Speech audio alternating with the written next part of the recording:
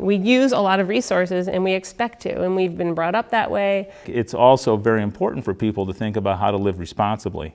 And this is the global crisis or issue of our time, is climate change and emissions. This affects everyone on campus, and I mean everybody, students, faculty, staff, the community, the town.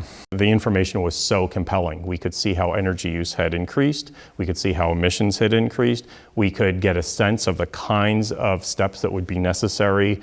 Getting to 10% below 1990 is a big challenge. If we did it purely through energy reduction, we'd have to reduce the energy use on this campus by 60%. All of our eco-ware and biodegradable utensils that we do pay this premium for. What's been most exciting to me has been the activity of students sort of from the ground up in really getting climate change and emissions reduction on our radar. They go into it with this sort of idealism, which is very sweet and which motivates them a lot. And then they're met with all these impediments of the real world. And the more we look at things, the more questions we get, and that's an awful lot of how this work happens in real life.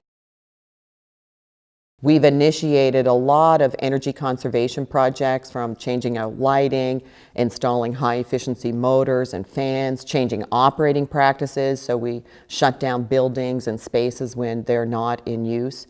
Conservation is, in a lot of ways, the best kind of approach to emissions reductions. It reduces your costs, and a lot of the time it doesn't even impact people's lives in the way that some of the other approaches do.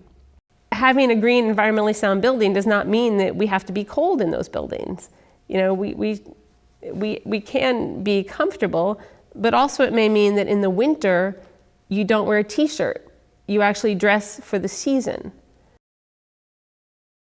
The solution in terms of sustainability is not to have it all wind, not to have it all solar, not to have it all biomass, but to have a mix.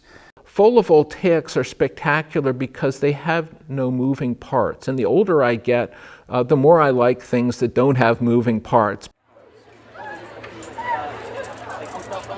We used to, just for one event, which was the post-commencement picnic, we would load up 2 15-yard dumpsters. We went down to 22 bags of garbage, of which 11 were compost.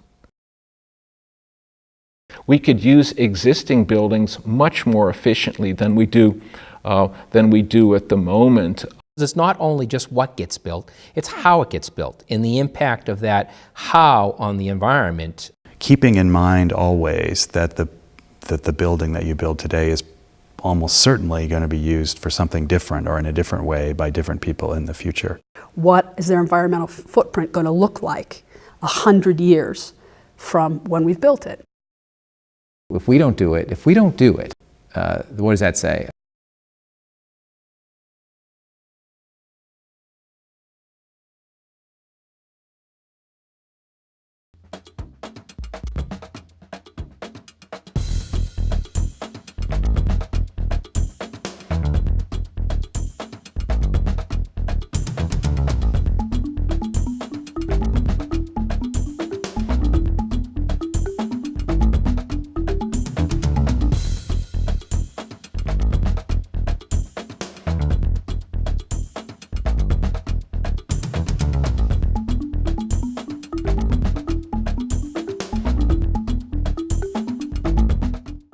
There are so many areas that the country looks to, that other institutions look to Williams as the model, as a thing to attain. And sustainability needs to be one of those things.